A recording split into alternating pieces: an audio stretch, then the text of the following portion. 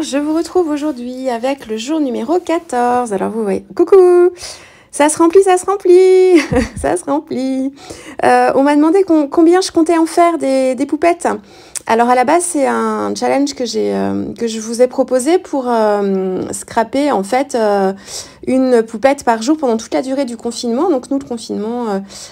En France, on est censé le terminer, croisons les doigts, le dimanche 25 avril. Donc voilà, donc le challenge s'arrêtera le 25 avril. Donc ça fera, alors je dis souvent 22 poupettes, mais en fait ça fera 23, il me semble.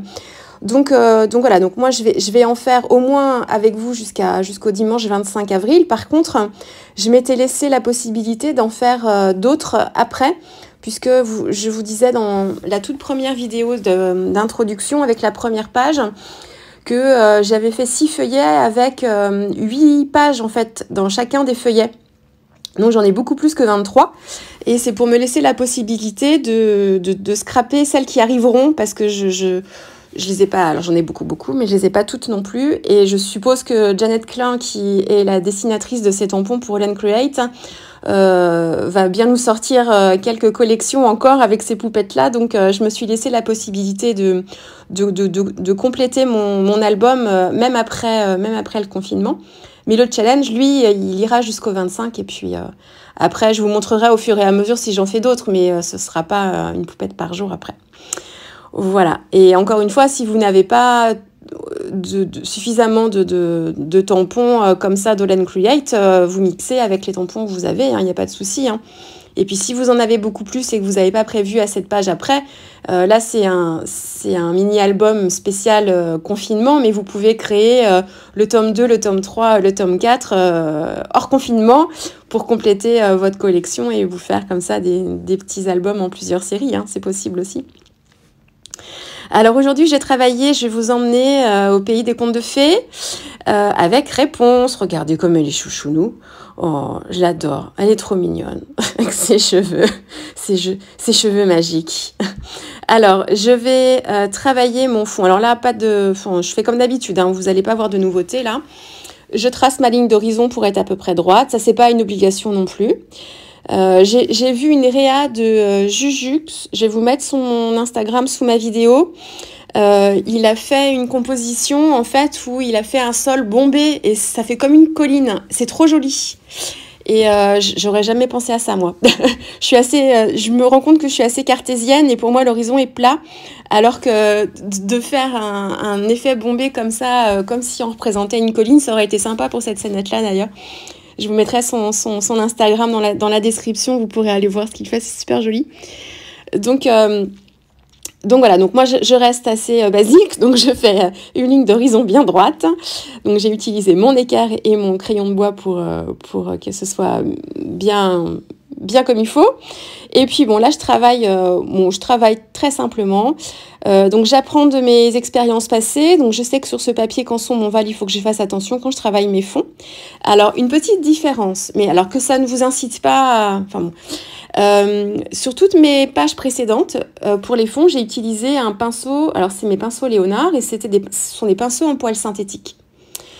Pour cette réa-là, j'ai changé, je sais pas pourquoi, j'ai voulu utiliser mes pinceaux en poils naturels, qui coûtent très cher. Donc c'est pour ça que je vous dis, c'est pas du tout pour vous inciter à en acheter des comme ça, mais j'ai remarqué quand même qu'avec les poils naturels, on peut plus facilement revenir sur le papier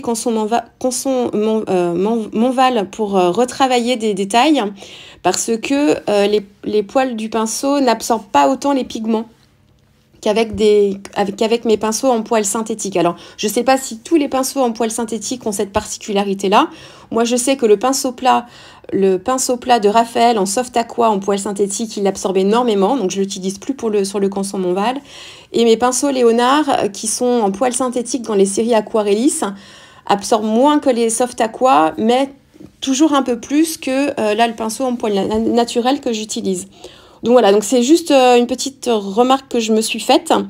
Voilà, celui-ci, il est en il est en poil naturel. Enfin, ouais, je vous dis, il est assez cher. Mais vous avez tous ceux qui sont les pinceaux à la vie, en fait, qui sont en petit gris et qui sont en poil naturel, mais qui sont très accessibles, qu'on conseille beaucoup aussi quand on débute l'aquarelle, parce qu'ils sont très polyvalents. Voilà, donc c'est une petite expérience que j'ai faite et je me rends compte que c'est plus simple de travailler les fonds avec ces poils naturels-là. Après, je pense aussi que ça dépend du type de poil naturel et de la façon dont le pinceau aussi, dont les poils sont fixés sur le manche du pinceau. Il y a plusieurs techniques différentes. Donc voilà, c'est ma petite réflexion. Je vous donnerai pas les références parce que je sais pas vraiment, là je l'ai pris un peu au hasard celui-là, donc je sais pas vraiment lequel j'ai pris, mais... Voilà, c'est une petite réflexion dont je voulais vous faire part. Donc, cette réponse a une chevelure magique, je vous rappelle. Donc, je lui ai fait des cheveux qui brillent. Alors, pour le blond, j'ai utilisé l'orchinacridone. J'aime beaucoup cette couleur-là pour travailler mes blonds parce que c'est une couleur qui est très subtile. C'est pas juste un jaune, c'est un jaune avec des effets, en fait... de marron un peu dedans, d'ocre, enfin c'est une couleur très subtile, hein. Moi c'est des couleurs que j'appelle un peu scarabée parce qu'en fait il y a plusieurs nuances dans une même couleur et je trouve que pour travailler les cheveux blonds elle est très très bien. Et pour que ça scintille, j'ai utilisé une poudre Magical qui n'a que du mica dedans en fait, donc c'est que du doré, celle que j'ai là. Donc moi je crois que c'est je sais plus laquelle, il y a la Glitzy. Moi, c'est une que j'ai achetée seule, mais autrement, vous avez un pack entier avec que des Magical avec du mica dedans, du glitter en fait, c'est vraiment que du doré. Et il y en a une qui est très dorée aussi. Donc voilà, alors l'avantage de faire ça, si vous avez des aquarelles dorées et que vous pouvez très bien les mélanger avec vos aquarelles classiques, alors faites attention à votre pinceau s'il est gorgé d'aquarelles dorées et que vous venez prendre dans vos couleurs dans vos godets qui ne le sont pas, vous allez avoir des paillettes pendant un certain temps dans tous vos mélanges suivants. Donc bon, c'est peut-être mieux de rincer bien le pinceau avant de prendre la couleur. Mais vous pouvez très bien mélanger les aquarelles Gansai Tambi, par exemple, avec vos aquarelles classiques. Par contre, les Gansai Tambi, elles sont assez opaques. Hein. Donc, et elle vous apportera une couleur quand même jaune. Donc attention, quand vous faites ça, il faut juste le savoir. Avec les Magical, la Magical avec la poudre dorée, ça apporte une petite couleur quand même.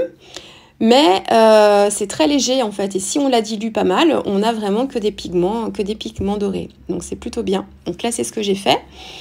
Donc j'ai mélangé l'orchinacridone. Donc j'ai fait une base d'orchinacridone toute simple, sans paillettes dedans. Et ensuite j'ai ajouté mon Magical doré pour lui ajouter des effets, des paillettes dorées. Et sur la couronne, j'ai carrément utilisé le mélange orchinacridone avec le Magical doré pour avoir quelque chose qui scintille encore un petit peu plus. Si vous n'avez pas ces fameuses poudres Magical en version dorée, vous avez aussi les Nuvo qui ont dans certaines teintes qui sont dorées, si vous les mélangez bien. Et autrement, vous avez ce que j'utilise beaucoup aussi, vous savez, c'est les petits pinceaux à réservoir Nuvo, les Aqua Shimmer, où là, en fait, c'est vraiment de l'eau et du pigment doré. Donc, quand on veut pas du tout apporter de couleur à son mélange, quand on veut pas apporter du jaune à son mélange, qu'on veut juste les paillettes, l'Aqua Shimmer est la meilleure solution, puisque c'est que de l'eau avec des paillettes. Donc, il n'y a pas du tout de couleur, on rajoute pas du tout de couleur. Les Magical, on en rajoute un tout petit peu quand même. Voilà, après ça dépend des Magical, il y a des couleurs de doré et il y a juste des pigments dorés dedans, ça dépend.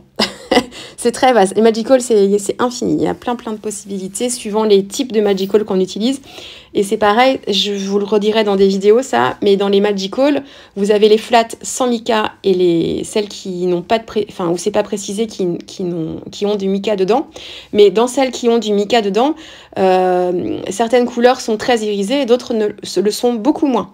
Donc ça dépend vraiment des petits pots, ça dépend vraiment des couleurs.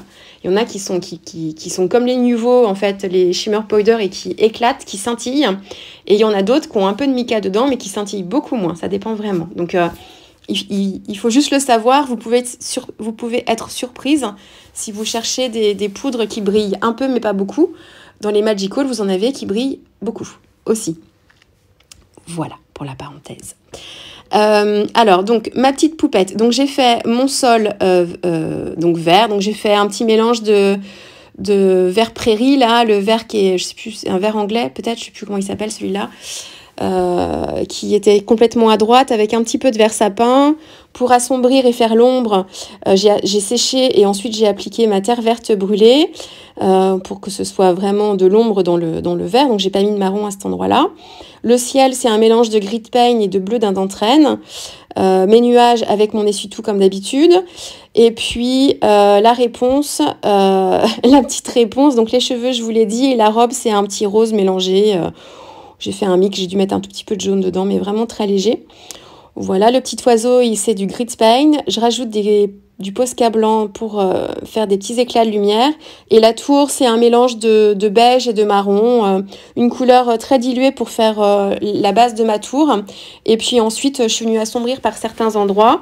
Et je suis venue rajouter une couche sur les petites briquettes avec un marron, c'est le bitume. Voilà, donc pas besoin de contourner les petites briques en fait quand on fait son travail de fond. Là, vous pouvez faire, si vous faites une première couche très diluée, vous pouvez passer par-dessus. Et puis vous séchez bien et ensuite pour venir renforcer les détails, les petites briquettes, vous les faites quand votre fond est bien sec, vous les faites avec une couleur plus foncée, ça marche très très bien. Voilà pour réponse à Brie de Millefeu, réponse lance-moi ta chevelure. Ça vous rappelle quelque chose? Nous, ça tournait en boucle. Maël adorait ça quand il était petit. Bon, bizarrement, à 8 ans et demi, il ne se rappelle plus qu'il regardait autant, mais je lui rappelle régulièrement qu'il aimait beaucoup quand il était plus petit. Allez, je vous laisse ici avec cette anecdote. Je vous laisse ici et je vous souhaite un bon scrap à vous. Et puis, je vous dis à demain pour la prochaine petite poupette. À bientôt. À demain, du coup.